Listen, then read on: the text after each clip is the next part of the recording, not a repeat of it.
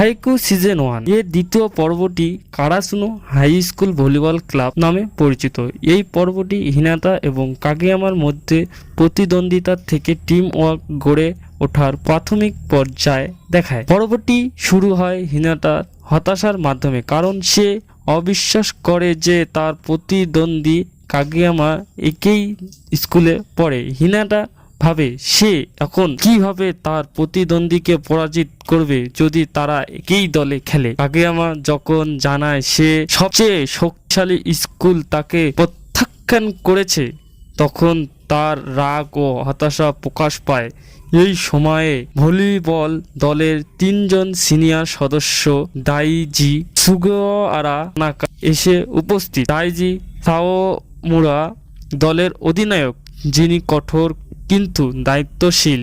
তিনি দলের সদস্যদের জানায় যে কারাসুনো উঠতে না পারা কাক এবং প্রতিদ্বন্দ্বী হিসাবে প্রতিষ্ঠিত হয়েছে। সুগাওয়ারা দলের হিনাতা এবং কাগেয়ামা আবারও তর্ক শুরু করে এবং রিসিভ প্রতিযোগিতার চ্যালেঞ্জ করে। কাগেয়ামা একটি অভ্যন্তর দ্রুত চাপ সার্ভ করে যা হিনাতা প্রথমবারে রিসিভ করতে পারে না।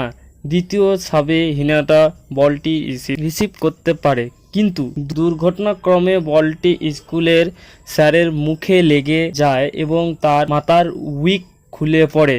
এই ঘটনার পর টিম দলকে ক্ষমা করে না। এই ঘটনার পর স্যার দলকে ক্ষমা করে দেন। দাইজি হিনাতা এবং কাগেয়ামা উভয়কে জমিয়ে বাইরে পাঠিয়ে দেন যতক্ষণ না তারা একসাথে কাজ করবে। দাইজি তাদের একটি 3-3 ম্যাচ সুযোগ দেন। হিনাতা এবং কাগেয়ামার সাথে তানাকা থাকবে, আর তাদের প্রতিপক্ষ হবে 2 জন নতুন প্রথম বর্ষের ছাত্র এবং অধিনায়ক দাইজি নিজে। এই ম্যাচটি শনিবার অনুষ্ঠিত হবে এবং সত্য থাকে যে হারলে কাগেয়ামা আর কখনো দলের সেটার হিসাবে খেলতে পারবে না। তানাকা গোপনে তাদের অনুশীলনের সময় জানিয়ে দেন সকাল 5টায় মিলিত হওয়ার কথা। পর্বটি শেষ হয় অধিনায়ক দাইজির একটি গুরুত্বপূর্ণ মন্তব্যর আলাদা থাকলে তারা অসম্পূর্ণ হয়ে যাবে। এই পর্বটি হাইকিউ সিরিজের গুরুত্বপূর্ণ ভিডিও স্থাপন করে। এখানে দেখানো হয় কিভাবে প্রতিদ্বন্দ্বী 2 খেলোয়াড় ধীরে ধীরে একে অপরকে বুঝতে শেখে এবং দলের অংশ হয়ে ওঠে। ভিডিওটি ভালো লাগলে লাইক, সাবস্ক্রাইব